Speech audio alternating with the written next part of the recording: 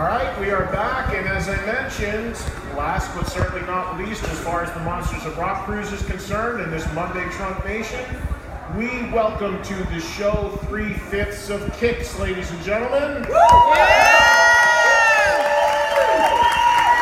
Bassist Mark Schenker is over here. You just pull your headphones out, didn't see? Because Steve went, woo, I bet rip my head off. Ouch. Steve Whiteman, who is extremely soft-spoken, as you could hear. Yeah. Good to see you, Steve. Great to be seen, Eddie. Good to see you, Mark. And of course, the low-talking Brian Forsythe at the end. The junior samples of rock and roll. Exactly. What do you mean by that? I don't know. I have no idea. You guys have become cruise. I mean, I think, have you done every Monsters of Rock cruise? I don't think you missed one, did you? First one. I don't know. Well, last year we did West Coast and now East Coast, so there was Yeah. we did do Shredders from the deep. You're not so shreddy? No, Yeah. Brian, I don't shred. Brian doesn't shred. But I mean, it is really, I can't envision a Monsters of Rock cruise happening without Kicks at this point. You know, the party at the pool. Is Larry really listening to this? I'm sure he is. These fans are amazing. I mean, I think it's the fans that keep us coming back, and they just demand we got to see the goddamn Kicks band. So here we are. And Thank you so much. Speaking of coming back, how long has the return of Kicks been? How many years now has this been? About 10? No. but more than that. 2002 or 2003. The end of 2003. During the holidays. But it was like local shows. It was like Baltimore, Harrisburg, D.C. until we did the Rockaloma thing, where we saw you for the first time in years. Right. And then that sort of was what took it off nationally for us. Is it amazed you what's happened in the 14 years, 13, 14 years? Because, you know, Steve, I'll never forget talking to you so many times when you were doing Funny Money, which Mark was a member of. Right. And the question, whenever you do my radio shows, whatever we've been doing, it would always come up, hey, will you ever do Kicks again? Will you ever do Kicks again? And it was always, no, I'm not doing that, I'm not doing that. And now you got, when you put your toe back in that water and started doing it, and they kind of, it was like The Godfather, you pulled you back in. And then the thing was, yeah, but we're only going to do like 1 or 2 shows a year. It's going to be, no, you guys are like weekend warriors, man. You're out there on everything. So how did that arc happen for you? Was it just that it felt good once you got back out? Absolutely. And the fact that we realized how much we love doing what we do, and we love one another very much, and we want to do well for each other. So if you got something good to offer and the fans want to see it, it drove us all to do it more and more and more.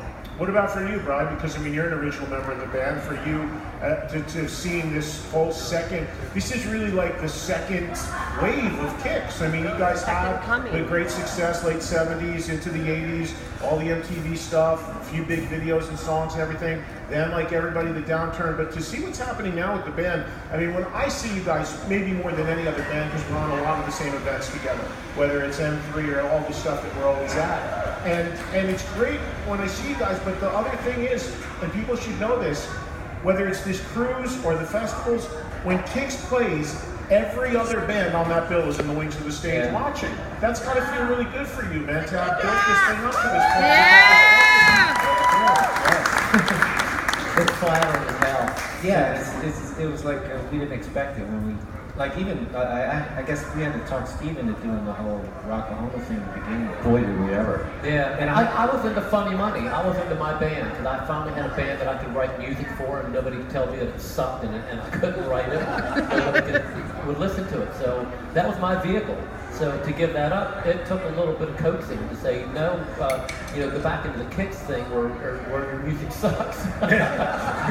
Well, you were told that by Don. He was the one guy who's not in the band anymore. Thank God. That was the one thing. I'll second that motion. Yeah, because Mark wouldn't be here. I wouldn't have a job. Exactly. But I mean, you had said that many times that initially you used to tell me the reason why you wouldn't do it is because he wasn't there because he wrote the songs. Right. But then you kind of came full circle with it and said, well, and this epiphany, like, wait a minute, maybe it's good he's not there because I can take another step in my evolution as an artist, a songwriter, what have you? Well, it was also the realization that we were there for every song ever written, every demo ever made, every record ever made. I mean, we put a lot of time into that band, even though Donnie was the pioneer of it.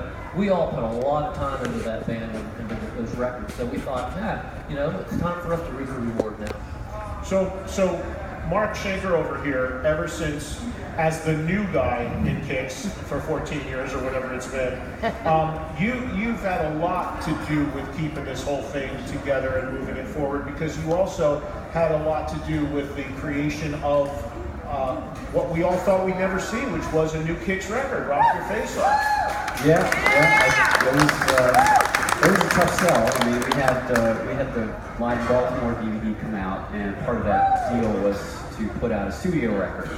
And we were like, okay, we'll just do it, and we'll see what happens, just to get the DVD out. And then it didn't work out with that record company, and thank God. Yeah, thank God. And then we signed with Loud and Proud and got it out on Loud and Proud. But that was, I was working everything on the back end, trying to make all that stuff happen, and trying to get these 4 guys that I admire, because I was a Kicks fan long before, I was ever in a band, obviously. I used to go see Kicks all the time at Hammerjacks. I knew that.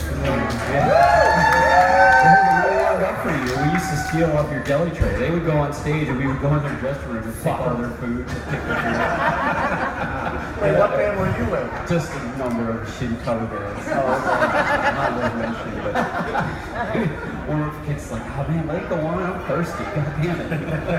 You come back, all the tequila's gone, all the beer's gone, Mark's sitting over in the corner. Drunk. One day I'm going to be your bass player, man. You'll see. Now I'm just stealing your beer, but I'm taking over your band. But if anybody saw the documentary, which you guys all should see, and it'll be screened here on the ship as well, the record was actually made, some of it in your house, right? Yeah, everything except the drums. I have a pretty decent studio in my house that I've had for years and years and years, and I just keep putting. I'm a gear nut, so I just buy shit, stack it up, and I like all the pretty lights. The more lights you have, the better your records sound. Right? By the way, thank you for your participation in the documentary. Yes. I think I'm on Skype looking haggard and horrendous, but thanks for having me in. Yeah, it was great. I appreciate it. It was great to be a part of it, and it was cool to see it documented. I had Steve on my radio show to talk about the documentary and promote it when it first came out, and I asked him, he goes, I don't know how it is, I haven't seen it. I haven't seen it. How are you promoting it that you haven't seen it yet? I was like, Steve, you gotta watch the documentary. You finally watched it, I Steve? did. You okay with it? I watched it with an audience in Winchester, Virginia. The guy that made it, Steve, has a cinema, and they sold out like 2 shows, and we got to watch it with an audience, which gave it a whole different perspective, because they all had their favorite band members, and they all laughed at the dumb jokes, and it was just cool to see an audience, while you're watching it for the first time. Yeah. So it was cool. This documentary was, for 2 years I had been sending out links of rough cuts to these guys. None of them ever watched it.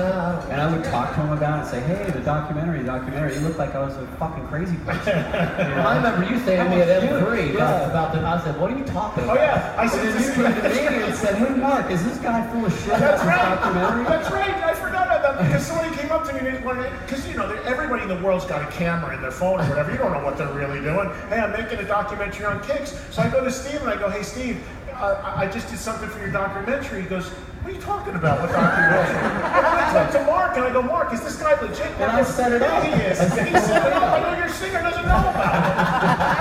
Yes, he does. He forgot. I'm just an ass. On So they that didn't even watch the rough cuts until it was almost done. They were like, hey, this is pretty cool. How long have you been working on this? I don't know, 2 years. I watched Nuno. When they said Nuno, then okay, I'll watch. Yeah, I watched Steve fast forwarded to Nuno. That was it.